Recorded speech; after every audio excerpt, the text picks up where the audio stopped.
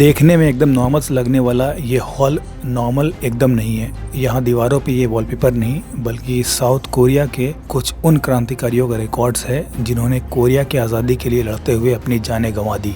Seoul city में located इस prison history hall से रिलेटेड और बाकी इन्फॉर्मेशन इस वीडियो में आगे। 자리를 양보해 주시기 바랍니다. 감사합니다.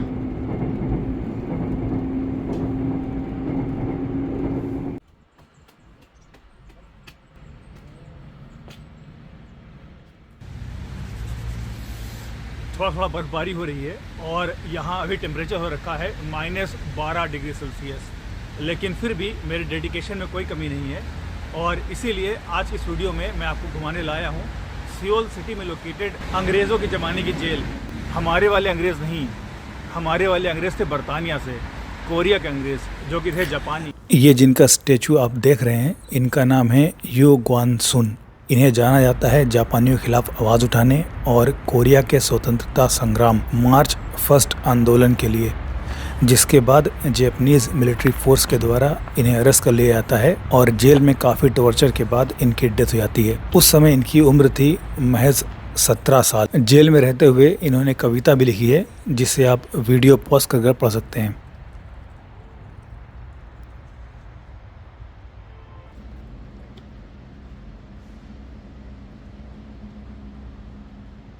ये है जेल से बाहर से दिख रहा जेल के अंदर का ओवरऑल नक्शा। और अब मैं आ गया हूँ इस जेल के मेन गेट पर। जेल मैं कह रहा हूँ लेकिन ये जेल अभी है नहीं, ये एक ज़माने में जेल हुआ करती थी। अब इसे हिस्ट्री हॉल बना दिया गया है एक म्यूज़ियम की तरह, ताकि लोग आएँ, देखें और इससे अपने पास्ट के बारे में सीख लें। नॉर्मल डे में आप यहाँ इस ऑटोमेटिक वेंडिंग मशीन से आप टिकट भी ले सकते हैं। पर पर्सन अडल्ट के लिए एंट्री फीस करीब 200 इंडियन रुपए है। और ये है हमारा मेन एंट्री गेट।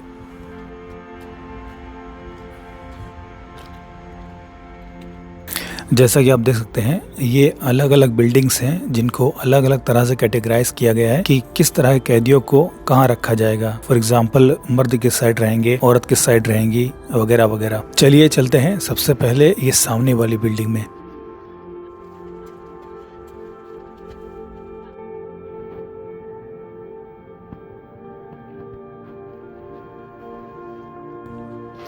ये जेल का पूरा लेआउट है और यहाँ से आप जान सकते हैं कि कौन सी लोकेशन एग्जैक्टली कहाँ पर है।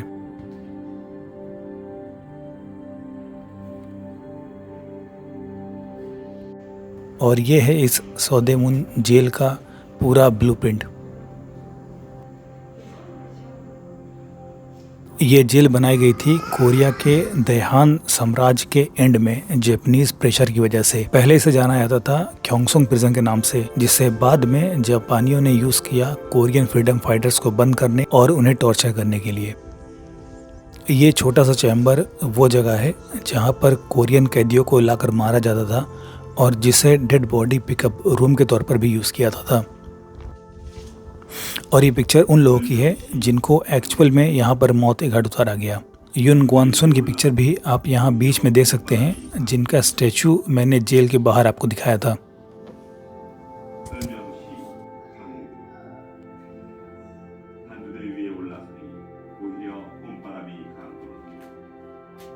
और ये रूम जिसमें मैं अभी जा रहा इसको बोलते हैं नेशनल रेजिस्टेंस हॉल, हिंदी में बोले तो राष्ट्रीय प्रतिरोध कक्ष। इसमें मेनली ये दिखाया गया है कि कैसे कोरियन लोग जापानी शासन को आराम से बहुत ही इजीली एक्सेप्ट नहीं कर ले रहे थे और कैसे उसके अगेंस्ट इन्होंने रेजिस्टेंस दिखाया। ये पूरा मैप दिखा रहा कि कोरियन पेनिनसुला में किस किस एरिया से लोगों ने आवाज़ें उठाई। ये लोग जो आवाज़ उठा रहे थे या फिर जापानियों के खिलाफ लड़ रहे थे, इनको जाना जाता है राइचियस आर्मी के नाम से। और यहाँ पर उन आर्मीज़ के जनरल से रिलेटेड रिपोर्ट या फिर उनके द्वारा लिखी गई रिपोर्ट्स हैं।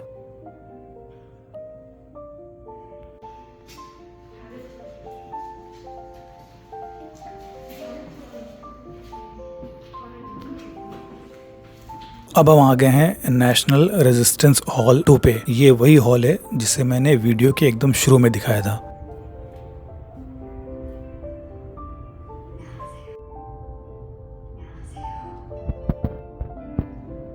देखने में नॉर्मल से लगने वाला ये हॉल नॉर्मल ज़रा सा भी नहीं है। यहाँ दीवारों पे ये वॉलपेपर नहीं बल्कि साउथ कोरिया के उन क्रांतिकारियों की तस्वीरें हैं जिन्होंने कोरिया की आज़ादी के लिए लड़ते हुए अपनी जानें गंवा दी।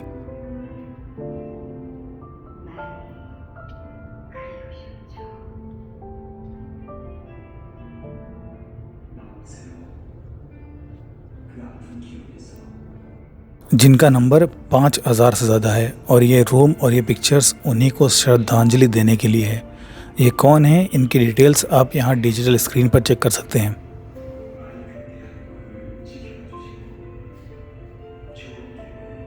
और अब मैं आया हूँ इस बिल्डिंग के बेसमेंट वाले एरिया में, जिसमें कई सारे अलग अलग तरह के टॉर्चर रूम्स हैं, जिसमें पहला वाला है वाटर टॉर्चर रूम।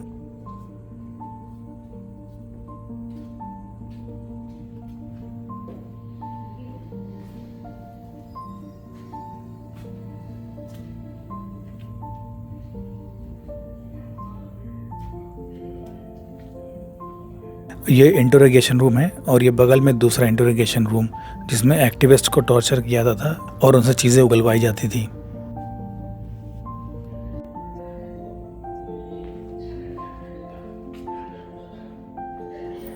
ये फिंगर नेल टॉर्चर रूम है जिसमें उन कैदियों की उंगलियों और नाखूनों के बीच सुई या फिर ब्लेड जैसी कोई नुकीली चीज़ घुसाकर टॉर्चर किया जाता था।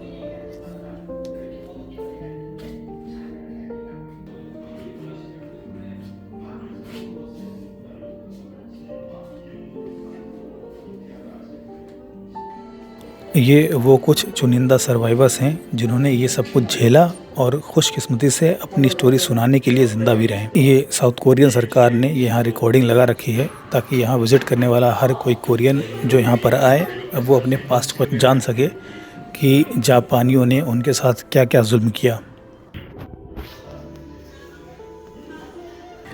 ये और कुछ छोटे छोटे जेल रूम्स हैं जिनमें कैदियों को रखा जाता था।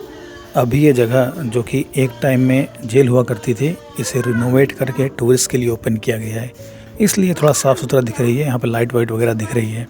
इस जगह को आप बहुत गंदगी में बिना लाइट के -10 -15 डिग्री टेम्परेचर में इमेजिन करके देखिए एक बार।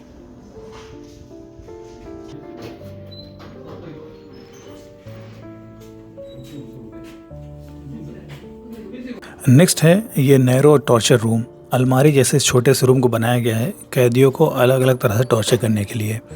जैसा कि आप देख सकते हैं इसमें ना तो बैठने की जगह है और ना ही सही से बंदा यहाँ खड़ा हो सकता है, क्योंकि इसका डिज़ाइन ही से बनाया गया है। इसे नीचे से यहाँ पे एक ऐसे इंक्लाइनिंग सा कुछ लगा दिया गया है जिससे ना इंसान सही से खड़ा रह सके ना ही सही से बैठ सके। फिर दरवाजे को बंद कर दिया जाता था।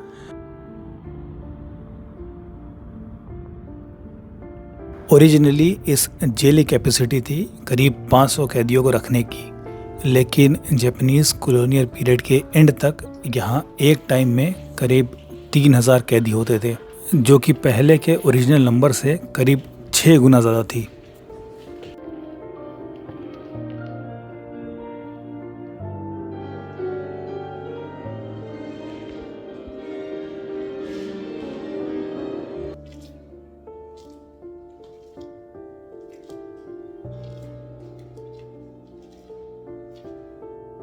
मेरे ठीक पीछे ये जो जगह आप देख रहे हैं ये वो जगह है जहाँ पे कोरियन कैदियों को, कोरियन इंडिपेंडेंस एक्टिविस्ट या फिर कोरियन फ्रीडम फाइटर्स को एग्जीक्यूट किया जाता था। ऐसा लेकिन तब तक था जब तक इनके पास प्राइवेट एग्जीक्यूशन चैम्बर नहीं था। फिर जापानियों ने प्राइवेट एग्जीक्यूशन चैम्बर बना लिया, जिसके बाद जो कोरियन कैदी थे इनको प्राइवेटली एग्जीक्यूट किया जाने लगे। ठंड बहुत है इसलिए मेरा स्क्रीन हिल रहा होगा क्योंकि मेरे हाथ काँप रहे हैं। मैं भी दस्ताना नहीं पहना हूँ। यहाँ -12 -15 डिग्री शायद हो रखा है। हाथ मेरे देख सकते हैं बिल्कुल जम गया है। मेरे पीछे की ये बिल्डिंग एक और जेल है। ये साइज में थोड़ी छोटी है, लेकिन इसके अंदर जाने पे आपको दिखेगा कि इस जेल के अंदर कौन था, कब उसको लाया गया था, कब उसकी डेथ हुई कि नहीं हुई। जो भी इंफॉर्मेशन है वो भी आपको अंदर मिलेगी।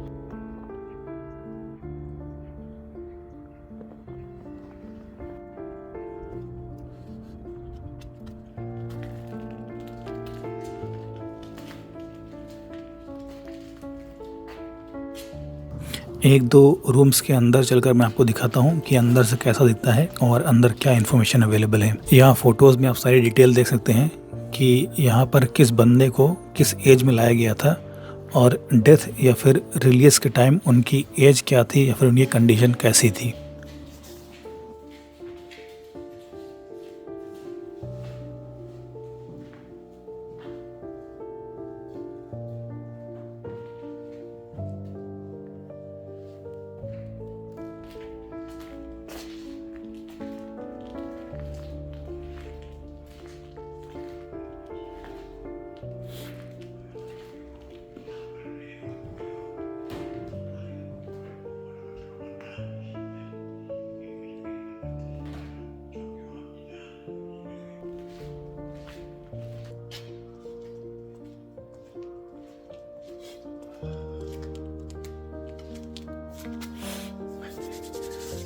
मुझे इतना ठंडा लग रहा है जबकि मैंने इतना पहन रखा है। आप इमेजिन कर दे सकते हैं उनके बारे में जो यहाँ पे रह रहे होंगे एज ए कैदी।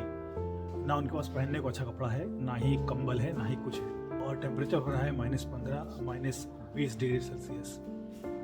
Can you imagine? ये दीवारें अभी देखने में साफ लग रही हैं क्योंकि ये पब्लिक के लिए इसको मेंटेन करके रखा गया है, इसको थोड़ा रेनोवेट कर दिया गया है। लेकिन उस समय दीवारें कैसी होती थी इसका एक नमूना आप यहाँ पर देख सकते हैं।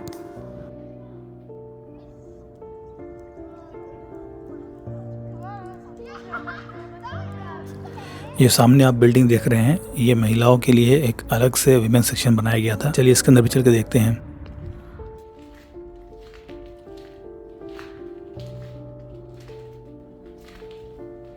ये उन औरतों की तस्वीरें हैं जिन्होंने कोरिया की आज़ादी की लड़ाई लड़ते हुए अपनी जानें गंवा दी।